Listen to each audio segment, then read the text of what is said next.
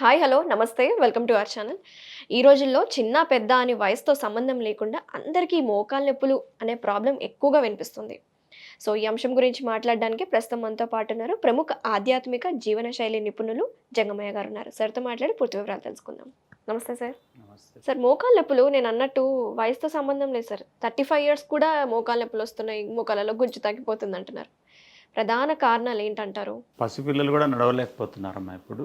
వాళ్ళు యాక్చువల్గా పీఈటీ క్లాసుల్లో స్కూల్కి వెళితే అక్కడ పీఈటీ చేయించేటువంటి చిన్న చిన్న ఎక్సర్సైజ్లు కూడా చేయలేకపోతా ఉన్నారు. ఇంటికి వస్తే ఎక్కడన్నా కొద్ది దూరం నడవాలంటే కాళ్ళ నొప్పులు వస్తాయి. పెద్దవాళ్ళు ఎత్తుకోవాలంటే వాళ్ళ కాళ్ళ నొప్పులు ఎక్కువ ఉంటాయి. సో ఈ విధంగా చిన్నపిల్లల దగ్గర నుంచి ఈరోజు ఎక్కువగా శరీరంలో నరాల బలహీనత, రెండవది ఎముకల బలహీనత పట్టుదల లేకపోవడం. ఎముకల్లో పట్టు లేదు చాలామందికి, అంటే కాల్షియం లోపం వల్ల జరుగుతుంది ఇదంతా. సో మనం ఏమంటే మిల్క్ తీసుకుంటూ ఉంటాం, మిల్క్ ప్రోడక్ట్స్. సో ఈ మిల్క్ ప్రోడక్ట్స్ వల్ల మన కాల్షియం పెరగదు, కానీ శరీరంలో ఎముకలు ఇంకా బలహీనపడిపోతాయని చాలామందికి తెలియదు. సో ఎక్కువగా చాలామంది మిల్కే ప్రమోట్ చేస్తూ ఉంటారు. కానీ ఇప్పుడు మనకు వచ్చేటువంటి మిల్క్ అంతా కూడా ఏదంటే హార్మోన్ ఇంజెక్షన్స్ వేసి పాలను ఎక్కువగా ఉత్పత్తి చేయడానికి పశువులకి అందించేటువంటి మిల్క్. దీనివల్ల ఈ పాలు మనం తాగినామంటే ఆరోగ్యం కథ దేవుడెరుగు, కానీ అనారోగ్యం మాత్రం బాగా పెరుగుతుంది. కాబట్టి దయచేసి మనం మిల్క్ ప్రోడక్ట్స్ కొంచెం దూరంగా ఉండి, పాలు పెరుగు వెన్నెనయలకు కొంచెం దూరంగా ఉంటూ, కొంచెం మనం ఈ నువ్వులు ఇలాంటివన్నీ వాడుతూ ఉండాలి. వారంలో 2-3 రోజులైనా మనం నువ్వులు వాడాలి, అవిసెలు వాడాలి.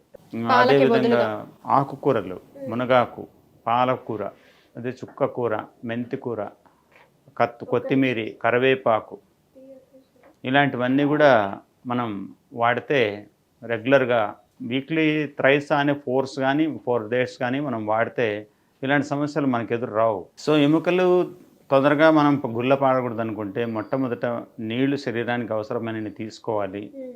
అదేవిధంగా కొద్దిసేపు వాకింగ్ చేయాలి. ఓకే.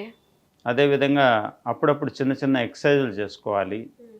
మన మోకాళ్ళ కింది భాగం, మోకాళ్ళలో మనము ఎప్పుడైనా అట్లా తట్టి కూడా మనం నొప్పి తగ్గించుకోవచ్చు. ఎలా సార్? చిన్న చిన్న ఎక్సర్సైజులు మరియు మోకాళ్ళు ఒక్కటే కాదమ్మా, ఎక్కడైనా కానీ శరీరంలో కొన్ని మనకి ఇబ్బందులు జరిగినప్పుడు మనం ఇలా కాలు చాంపుకోవాలి. కాలు చాంపేసి మనమైనా కూడా కొట్టచ్చు. లేదంటే కింద నిలబడిన తర్వాత ఒక మనిషి సపోర్ట్తో కూడా ఇలా కొట్టచ్చు.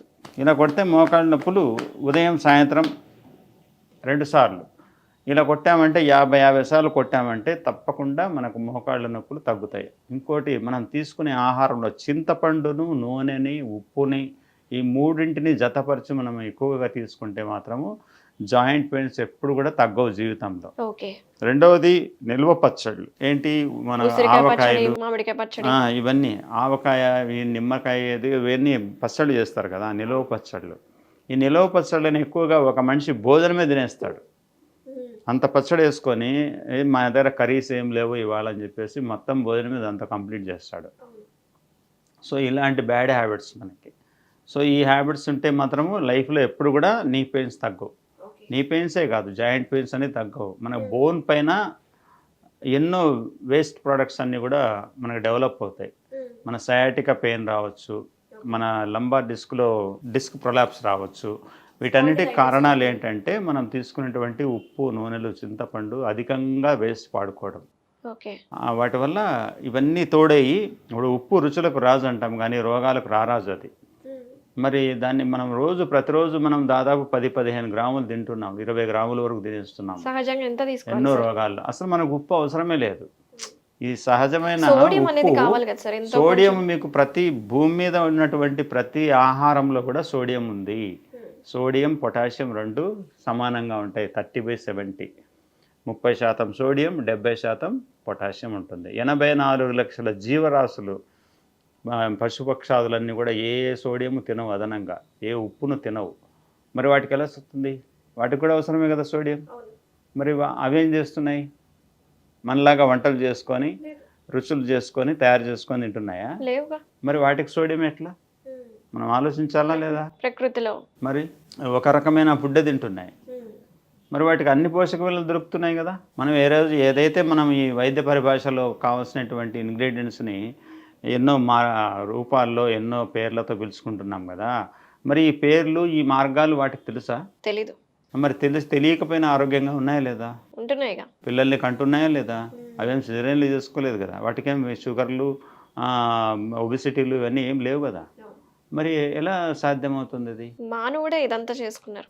మనం ఏదో తెలిసిపోయింది, ఎక్కువగా తెలుసుకున్నామని చెప్పేసి మరీ ఎక్కువగా తెలుసుకొని ఎక్కువగా దాని డెసిషన్ తీసుకోలేక ఏవి పడితే అవి తినేసి రోగాలు బారిన పడుతున్నాడు.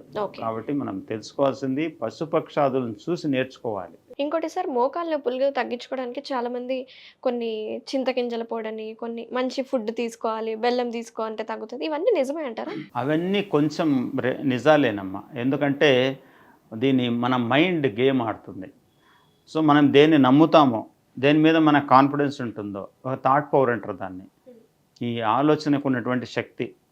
మనం ఇది ఫలాంది తిని నాకు మోకాలు నొప్పి తగ్గుతుంది అనుకుంటే అది తగ్గినట్లు వాళ్ళకి అనిపిస్తుంది. సో జబ్బు ఎక్కడికి పోదు, జబ్బు అలాగే ఉంటుంది. మనం దానికి ఇబ్బందికరంగా తయారు చేసేటువంటి పదార్థాలను మనం లోపలికి పంపించడం మానేసేంత వరకు కూడా మనకు నొప్పులు పోవు. కాబట్టి దయచేసి మనమంతా మోకాళ్ళ నొప్పులు పోగొట్టుకోవాలంటే సింపుల్ రెమెడీ ఏంటంటే వీలైనంత వరకు ఉప్పు, నూనెలు, మసాలాలు, పాల పదార్థాలు తగ్గించాలి, లేదా వీలైతే మానేయాలి. మానేసి ఎక్కువగా కూరగాయలు, ఆకుకూరలు, పళ్ళు ఇలాంటివి ఎక్కువ తీసుకోవాలి. 70% కూరలు, 30% రైస్లోకి రావాలి. వస్తే అప్పుడు ఈ 70% కర్రీలో మనము ఉప్పు అనేది యాడ్ చేయకూడదు. వీటిల్లో తక్కువ మంట మీద మట్టి పాత్రల్లో వంటలు చేయడం నేర్చుకుంటే మనకు మళ్ళీ రోగాలు వెనక్కి వెళ్ళిపోతాయి. మనం ఈరోజు పాత్రలు మార్చాలి, వంటగది మారాలి. ఎప్పుడు వంటగది మారుతుందో అప్పుడు మన శరీరం మారుతుంది. సో ఇది మనం అందరం గుర్తుపెట్టుకోవాలి. పాత రోజుల్లోకి వెళ్ళిపోవాలి. మరి పాత రోజులు మనం కంపేర్ చేస్తుంటాం ఒక్కోసారి. ఓల్డ్ ఈజ్ గోల్డ్ అని చెప్తూ ఉంటాం, కానీ మనం చేసేవి మనం చేస్తున్నాం. మనం ప్రజెంట్ లైఫ్లోకి పాస్ట్ లైఫ్లో ఏం చూసి చేసామో అది చేయాలి. మరి చేస్తున్నామా? చెయ్యం. ఇప్పుడు వచ్చినటువంటి ఈ వంటల విధానానికి, ముందు చేస్తున్నటువంటి వంటల విధానానికి చాలా తేడా ఉంది. భూమి ఆకాశానికి ఉన్నంత తేడా ఉంది. మరి ఆ మార్పు ఎప్పుడు రావాలి? తిరిగి మళ్ళీ పూర్వ స్థితి రావాలంటే, పూర్వ వైభవం రావాలంటే పూర్వం ఎలా వండారో అలా వండడం నేర్చుకోవాలి. అప్పుడు మనకు రోగాలు రాకుండా దూరంగా ఉంటాయి. సార్, జనరల్గా మీరు మోకాళ్ళ నొప్పులకి మంచి బలమైన ఆహారం, మన ప్రకృతిలో అందుబాటులో ఉండే ఆకుకూరలు ఇలాంటివి తీసుకోవాలన్నారు. దాంట్లోనే ప్రత్యేకంగా ఉంటుందా? మళ్ళీ పలానా ఆకుకూర తీసుకోవాలి అట్లేం ఉండదమ్మా. నువ్వులు అనేటివి మనం వారంలో 2-3 రోజులు వాడాలి. నువ్వులు అవసరం, ఎందుకంటే వీటిలో కాల్షియం బాగా ఉంటుంది. పాల కంటే ఎక్కువ స్థాయిలో కాల్షియం ఉంటుంది.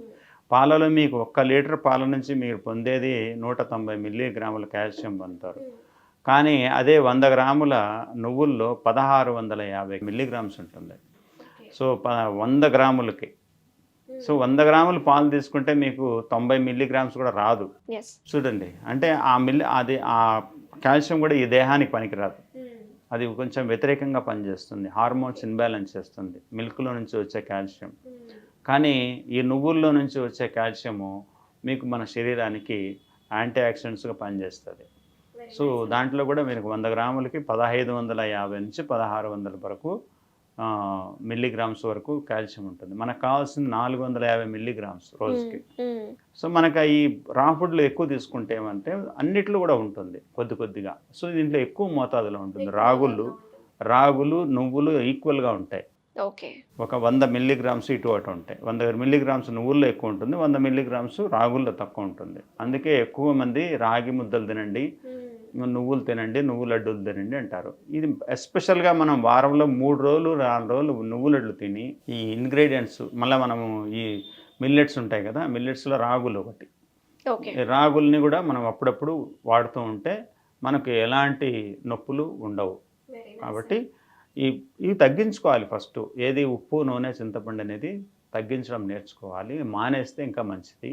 కాబట్టి ఈ విషయం ప్రేక్షకులు అర్థం చేసుకోవాలని కోరుతూ మనము ఈ కార్యక్రమాన్ని ముగిస్తున్నాం. Very nice sir, thank you so much sir. చాలా వివరంగా ఎక్స్ప్లెయిన్ చేశారు.